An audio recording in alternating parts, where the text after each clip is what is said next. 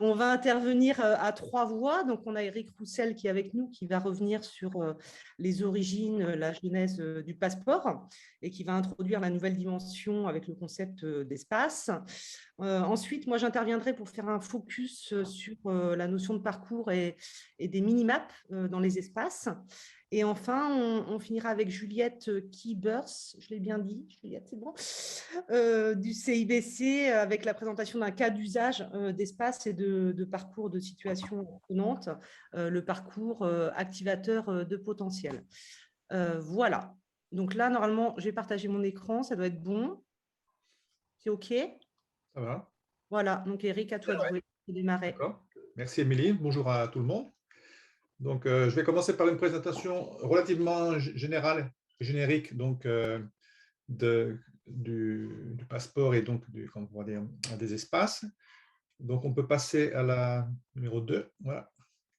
Donc, pour récapituler très, très rapidement pour les gens qui ne connaissent pas peut-être OpenBash Factory et OpenBash Passport, donc on a donc deux plateformes. Hein, donc, la plateforme OpenBash Factory pour créer et mettre des bâches, qui est donc la plateforme des émetteurs, hein, donc des structures.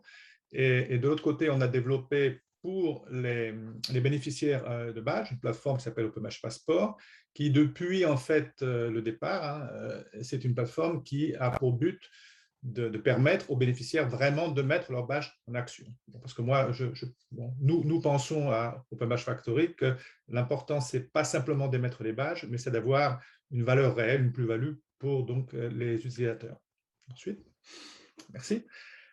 Alors, notre objectif, c'est justement, quand on parle de mettre les badges en action, c'est de permettre des usages divers et pertinents qui sont les usages en fait de nos clients. Hein. On a beaucoup de retours sur des écoles, des associations, etc., qui ont déjà des process existants et on essaye d'avoir des outils en fait qui pourraient vraiment supporter ces usages. Et bon, on a aussi une approche qui est une approche d'exploration.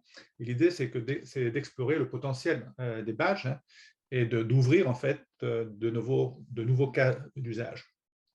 Et bon, il faut bien comprendre que dans notre stratégie, il y a 3 points importants autour du badge. C'est que le badge, ce n'est pas un marqueur de validation, mais pour nous, c'est un connecteur. Donc, avec un badge, il y a toujours une communication, il y a toujours une communauté. Deuxièmement, le badge permet de rendre visible les choses, des parcours, par exemple. Et troisièmement, le badge, c'est toujours une trace. Donc, quand un badge a été envoyé par un LMS à quelqu'un, il y a toujours une trace dont il y a la possibilité de construire en fait des stratégies à partir de cette trace. Très bien. Alors, on va passer en fait à la genèse de l'espace dans le cadre du passeport, parce qu'on a commencé, donc on a inventé le passeport. Pourquoi? Parce qu'on a compris très vite que délivrer des badges comme des flyers, on dirait en anglais, hein, ça n'a pas beaucoup de sens. Il faut que les bénéficiaires puissent vraiment les utiliser. Et dès le départ, le passeport, c'est un lieu où on a au centre, vous voyez la petite icône, l'apprenant, et on a d'un côté, la première approche, c'était d'avoir la possibilité pour l'apprenant de créer des pages avec ses badges, son profil, donc de montrer, de partager ce qu'il a fait, mais aussi, bien sûr, de voir ce que les autres ont fait avec les badges et donc de mettre en évidence des communautés de pratique et de voir donc ce qui se passe dans la communauté. Donc ça, c'était notre première approche. Donc, espace personnel et espace communautaire ouvert ensuite. Deuxième approche un peu plus tard, ça a été l'idée d'utiliser la communauté comme une communauté reconnaissante, en fait, hein, et la possibilité avec le passeport de donner à l'apprenant, aux bénéficiaires, la possibilité de créer ses propres badges. Donc, j'appellerais ça promouvoir une reconnaissance ouverte, hein, donc créer mes badges dans mon passeport, mais aussi être endossé. L'endossement, c'est justement, c'est possible simplement dans un espace en fait communautaire. Très bien. Ensuite, on est arrivé à une troisième phase, qui est une dimension, une nouvelle dimension, c'est qu'on s'est aperçu en fait que on avait dans le passeport une communauté, bien sûr qu'il y a une communauté qui est de bénéficiaires de badges, mais du point de vue interaction, il n'y avait pas une interaction qui était en fait très développée parce que tout le monde était bénéficiaire, d'accord, de badges. Et sur la demande de certains clients, on a donc développé l'espace qui, lui, l'espace, c'est quoi? C'est un passeport dans le passeport, mais c'est surtout un espace qui est en fait un espace structurel. D'accord? C'est un espace qui est géré par une structure et qui permet en fait à cette structure de déployer ses badges, mais sur une base communautaire. Donc, le passeport, c'est, on pourra dire, de vivier. À l'intérieur du passeport, on a donc un espace qui est en fait un groupe et la structure a enfin des outils pour pouvoir donc développer des stratégies. Et les stratégies en fait qu'on peut développer dans un espace, bon, ce sont des stratégies d'accompagnement, comme le montrera Émilie tout à l'heure, proposer des parcours et tout ça c'est connecté à une nouvelle dimension aussi personnelle qui est mes objectifs. Donc mes objectifs et ce qui se passe dans les structures. Bon, maintenant, pour aller un peu plus loin, tu vas trop vite là. Reviens un peu en arrière. Voilà. Donc, pour disons, vous expliquer ce qui se passe maintenant dans le développement du passeport, on a de l'espace, pardon. On a mis maintenant l'accent sur l'accompagnement, sur la possibilité de proposer des parcours. On aura bientôt en fait la possibilité d'évaluer des demandes de badge dans l'espace. On va développer ça avec le projet EduPass Luxembourg et la possibilité de badger dans l'espace. Donc l'idée c'est que les badges d'Open Badge Factory, le compte Open Badge Factory du client est connecté en fait à l'espace et ça va permettre d'avoir de développer une stratégie de délivrance de badges qui sera décentralisée et qui se fera au niveau donc de la communauté. Et ensuite, on ira encore un peu plus loin avec gérer et mesurer et communiquer.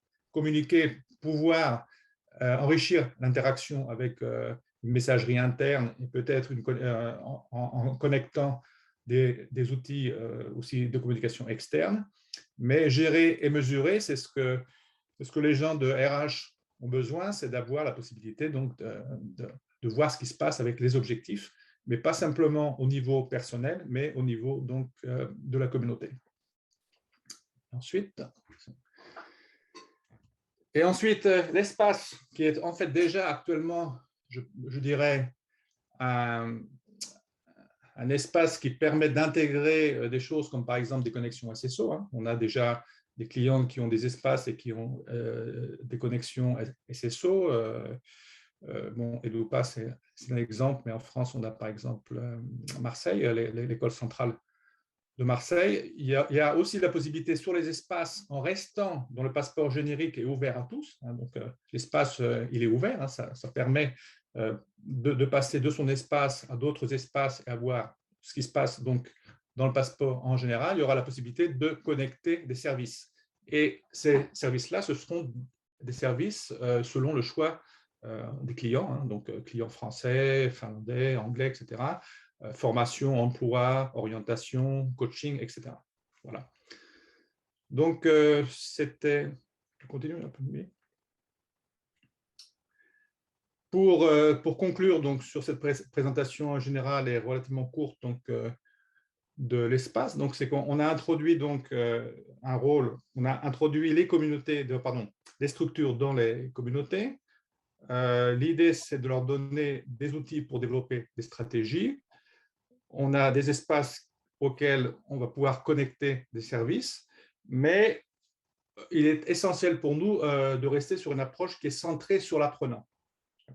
Donc, l'idée dans un proche avenir, c'est qu'en plus des badges ou des parcours, des minimaps qui vont être proposés par différentes structures dans le passeport, on développera aussi des algorithmes à partir de machine learning, mais aussi en combinant toutes les informations qu'on a dans le passeport sur les connexions entre les utilisateurs, les badges qui ont été endossés, etc.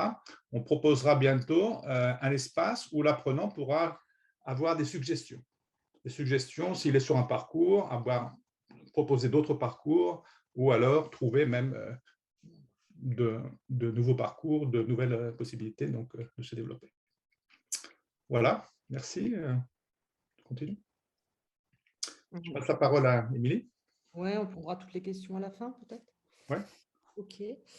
Donc là, moi, je vais rentrer, voilà, je vais faire un focus sur l'outil, vraiment sur les espaces dans le passeport. Donc là, bon, vous connaissez hein, le Open Badge Passport. Alors là, c'est vraiment l'espace, l'entrée grand public, hein, où on retrouve toute la communauté. Ce qu'on peut faire aujourd'hui sur le passeport, on va voir les bénéficiaires qui ont des badges en commun, hein, pouvoir consulter des profils, contacter, endosser des bénéficiaires, se faire endosser, etc.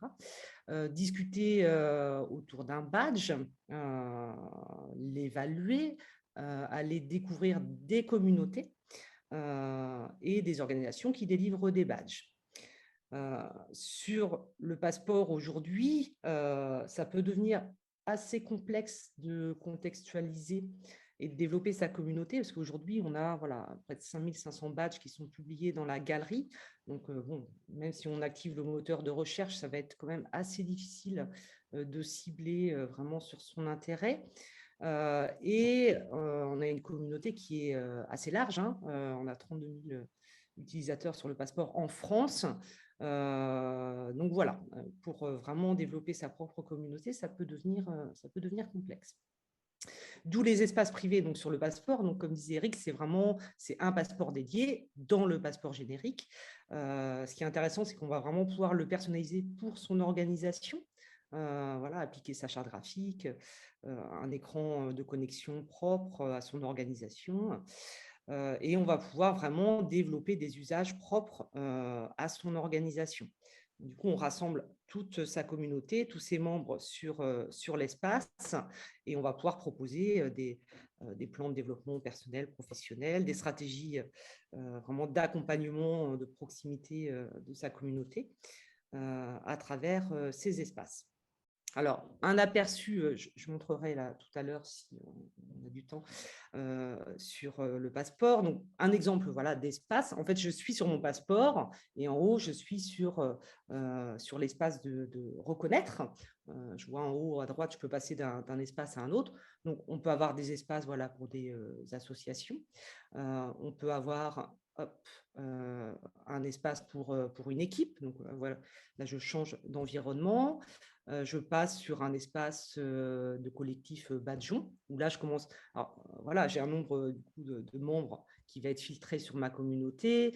Je commence à voir apparaître des parcours, des demandes de badge propres à mon organisation. Un exemple d'espace pour un centre de formation, voilà, où je vais ramener l'ensemble des apprenants sur l'espace. Et donc, je vais avoir une galerie propre à l'espace hein, qui va être filtrée sur la communauté. Donc, ça va être plus simple pour aller découvrir des opportunités qui ont du sens pour moi. Je vais avoir ma cartographie propre dans mon espace. Donc, en fait, c'est vraiment les mêmes fonctionnalités du passeport, mais filtrées sur une communauté.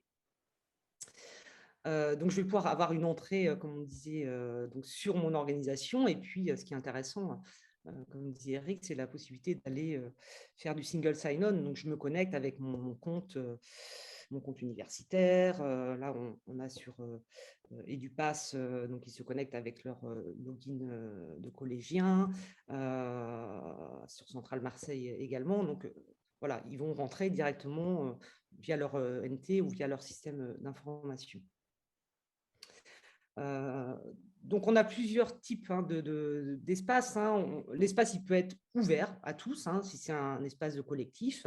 Voilà, on rentre librement sur l'espace, on devient membre librement, ou alors je peux avoir un accès contrôlé. Hein, je vais filtrer les entrées de mes membres, ou alors, bon, sur certaines organisations, l'espace, il est non visible. Hein, il est vraiment réservé à sa communauté.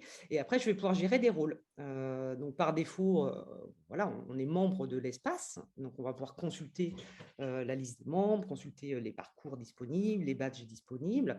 mais je vais pouvoir être créateur également, aller créer vraiment des parcours composés de badges, de demandes de badges, et les soumettre à ma communauté.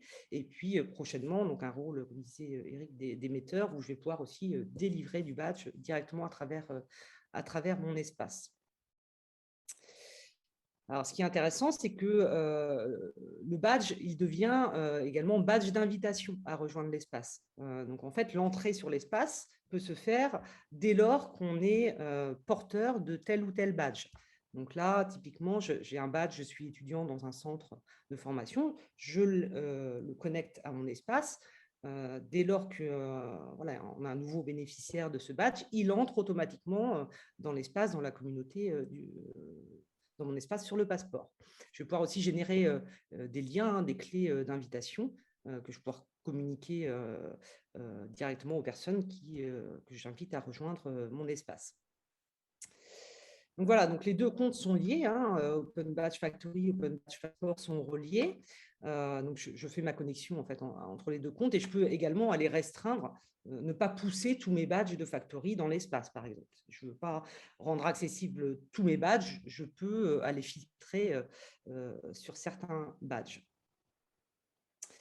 Et donc, on va aborder la notion de parcours de badge avec les minimaps du passeport.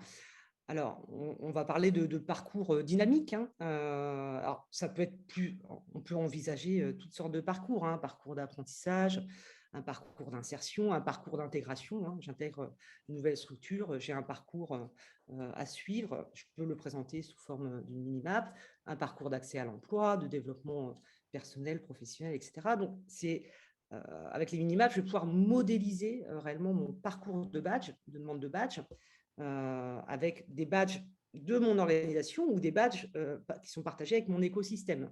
Donc, comme montrera Juliette tout à l'heure, ce n'est pas nécessairement les badges de son organisation, on peut aller amener aussi d'autres badges dans le parcours. Donc, c'est vrai qu'aujourd'hui, c'était relativement complexe de dessiner, hein, de rendre visible ce parcours-là auprès des apprenants. Là, on va vraiment construire son parcours dynamique et le rendre lisible. Avec des temps, on peut également associer des temps de parcours et on va pouvoir suivre sa progression au sein du parcours et suivre la progression de l'ensemble des membres de ma communauté. Voilà, alors un aperçu de quelques exemples. Alors, les minimaps, c'est un peu une représentation sous la forme d'une carte de métro, hein, avec plusieurs lignes possibles. Donc là, un aperçu, alors il y a des cartes notamment qui ont été développées par le Dôme de parcours civique. L'autre, je ne sais plus à quoi correspond, mais voilà, c'est un échantillon de représentation visuelle de cartes. Je vais me connecter pour vous. Je regarde le temps. 17, ça va. Je vais passer sur le passeport, partager par ici. Voilà, pour vous montrer concrètement la minimap. Donc là, je suis sur mon passeport public et je vais pouvoir passer sur un espace, sur un des espaces sur lesquels je suis membre. Donc là, je vais passer par exemple sur le bac à sable.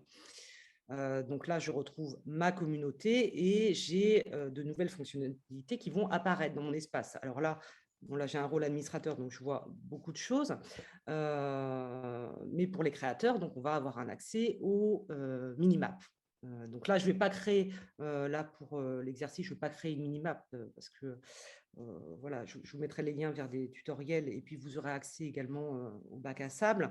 Mais si on regarde de plus près un parcours, hop, tac, tac, tac, tac.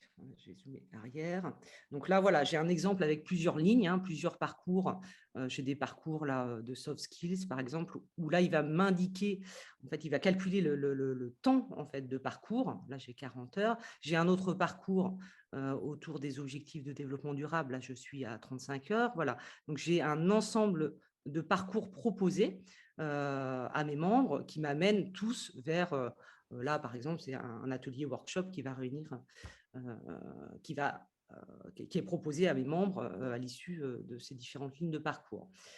Et donc, si je rentre en mode édition, voilà, donc à quoi ressemble une minimap? Donc en fait, c'est une zone, j'ai un espace de travail sur lequel je vais poser mes badges, mes demandes de badges.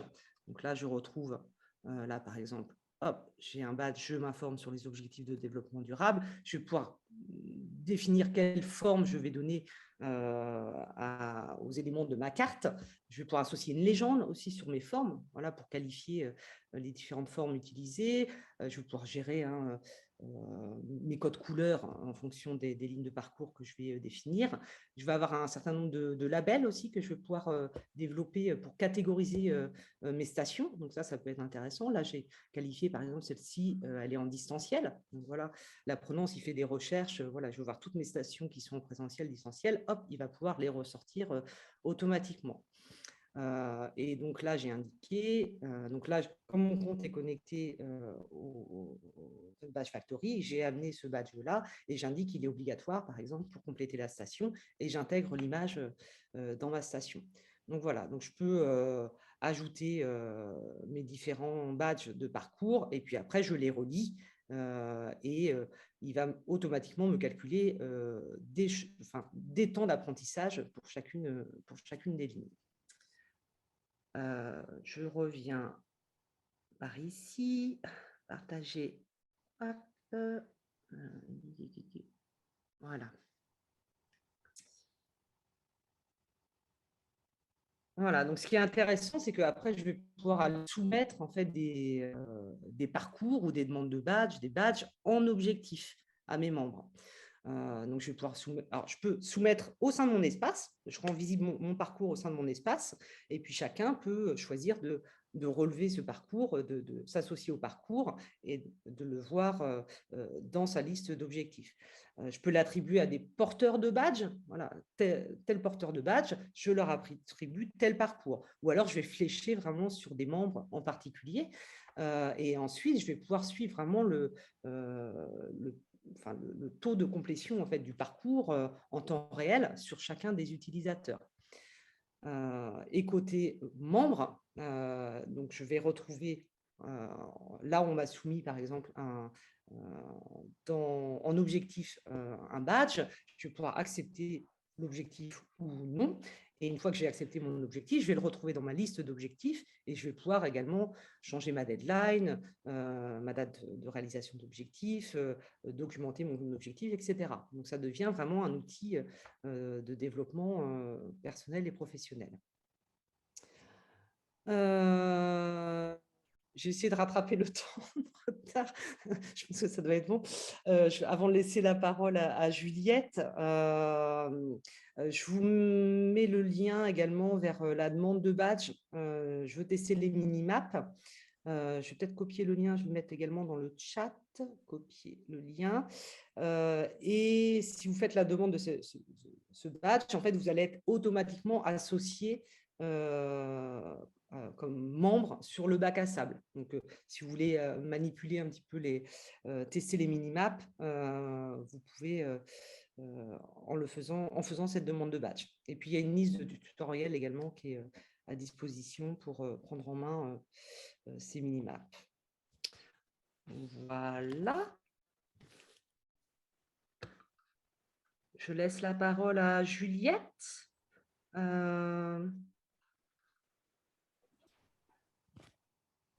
Je mets le lien dans la demande, tac, dans le chat. À toi, Juliette. Ok, super. Donc, du coup, nous, le projet s'appelle Activateur de potentiel. Il se déroule dans la Manche et en Vendée. C'est un projet qui est financé par le plan d'investissement dans les compétences 100% inclusion.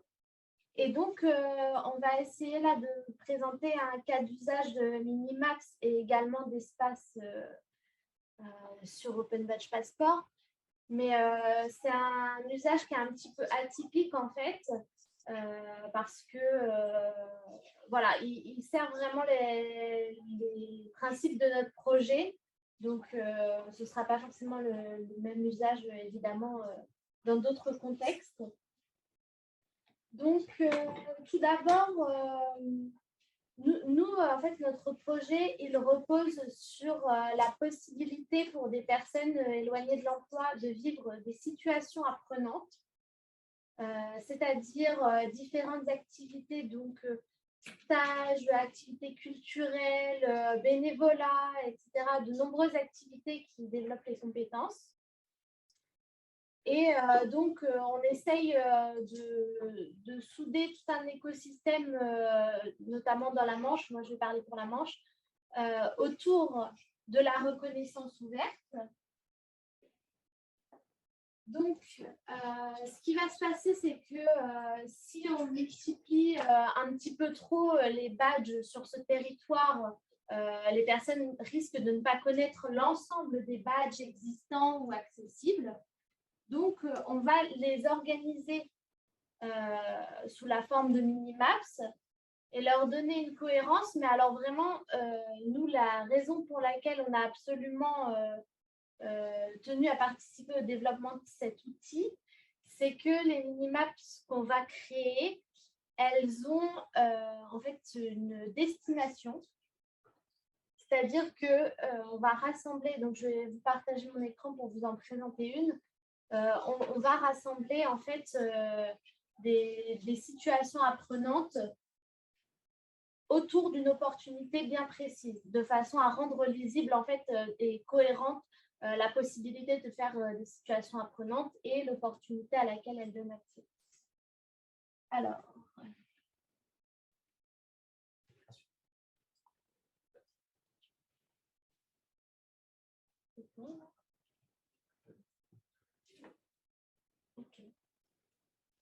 donc là, on peut avoir plusieurs mini-maps qui peuvent être adressés dans l'espace, soit à l'ensemble des personnes de l'espace, soit adressés de façon plus individuelle à une personne dont on sait que ça correspond particulièrement à son projet, etc. Donc, je vais vous présenter une mini-map dont l'objectif est en titre ici, c'est d'obtenir comme opportunité une mission dans une agence d'intérim. Donc, je zoome un petit peu. Voilà. La minimap, elle va se présenter de la façon suivante. On n'a pas forcément de code, on va dire, de design autour des couleurs, etc. Il y a juste qu'en fait, on va vraiment faire ressortir l'opportunité d'une façon bien spécifique. Donc ici, elle n'a pas la même forme que le reste des stations. Et donc, chaque station, donc ici les petits ronds verts en fait, elle représente une compétence.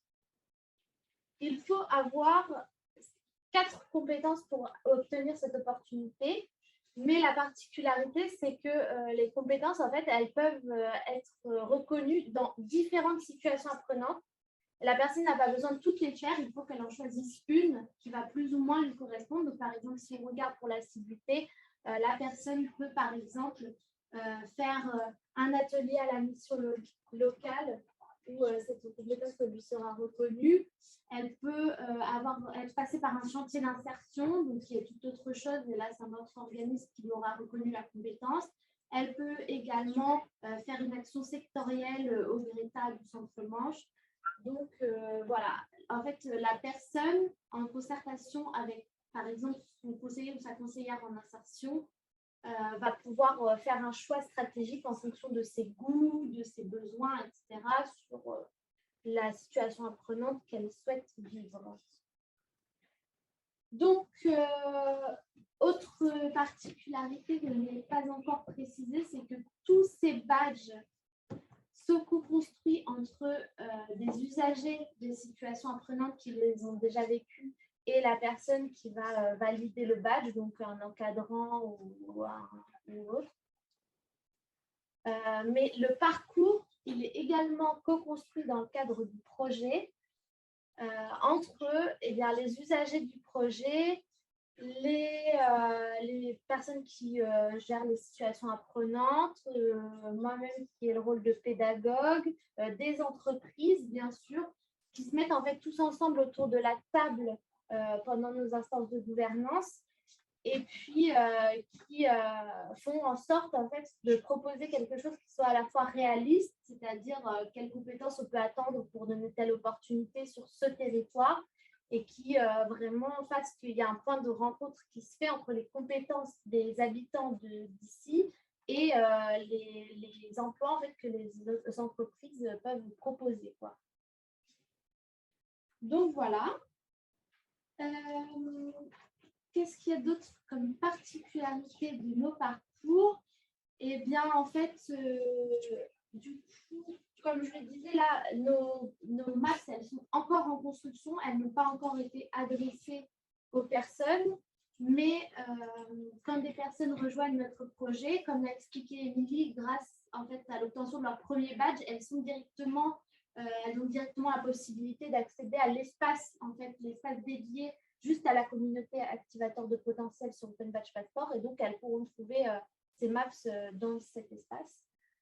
Moi, ça me paraît très intéressant aussi l'aspect de pouvoir voir où on en est dans sa réalisation, parce que ça a un petit côté quand même stimulant de voir ces progrès matérialisés, entre guillemets. Voilà. Oui, donc Émilie, tu l'as dit, une particularité de ces parcours qui sont faits dans l'activateur de potentiel, effectivement, c'est le fait que plusieurs structures interviennent ici. Donc, quand je vous parlais d'écosystème, pour le coup, il y a vraiment tout le monde qui s'est mis un peu autour de la table pour créer ces maps, puisque il peut y avoir voilà, une association, un organisme de formation, comme je vous montrais ici, des chantiers d'insertion, n'importe, dans un même parcours, au lieu que ce soit un parcours vraiment juste interne à notre structure. Voilà. Donc, c'est vraiment quelque chose qui s'ancre dans le territoire et dans la réalité de ce territoire sur lequel on travaille. Je pense que, enfin, je ne sais pas si après il y a des questions. Oui, si, on va prendre des questions après. Ouais. Non, non, merci beaucoup Juliette pour cette présentation. C'est un cas d'usage qui est concret. Donc, et le fait qu'il ait été développé en co-développé avec votre écosystème, ça rend d'autant plus intéressant. Est-ce que vous qui modère les questions? J'ai pas regardé si Loïc, s'il y avait des questions. Pas de questions sur le chat. Alors, je voulais donc aussi ajouter qu'on a commencé le développement des minimaps et des espaces déjà un bon moment. C'est un gros développement en fait dans Open Badge Passport, puisqu'il faut ajouter vraiment un niveau de management, je dirais, et d'accompagnement. On a travaillé donc en collaboration avec le CBC de Normandie. Merci encore au CBC pour toutes ces bonnes idées, d'avoir testé, etc., avec le Dôme.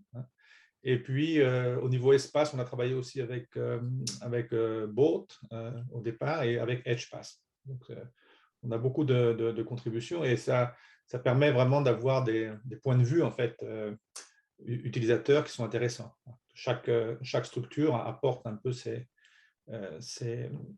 points de vue. Et pour le CBC, je pense que c'était très, très important d'avoir des minimaps qui ne sont pas simplement des métabadges qui sont créés dans un compte OBF, mais justement qui sont des représentations visuelles de parcours qui ne sont pas séquentiels, en fait, qui sont ouverts, mais qui sont des parcours hybrides, donc qui sont créés justement avec les membres de la communauté, avec les partenaires. Et là, je pense que c'est vraiment une dimension très, très, très intéressante qui n'existait pas jusqu'à présent, en fait, dans Open Badge Factory. Et on continue donc le développement à la fois, bon, les minimaps, on a fait beaucoup de développement, beaucoup d'améliorations dans une mise à jour qu'on a fait il n'y a pas longtemps. On va sortir tout bientôt, dans 2 semaines, aussi un moteur, une amélioration dans le moteur de recherche qui va permettre de rechercher aussi des minimaps, et aussi à partir des badges que j'ai moi-même. Donc, le système pourra proposer des minimaps à partir de mes badges. Donc, si j'ai un badge qui est dans plusieurs parcours, ben, les parcours sont donc proposés. Et aussi avoir une recherche à partir des espaces qui ont créé donc, ces minimaps. Voilà.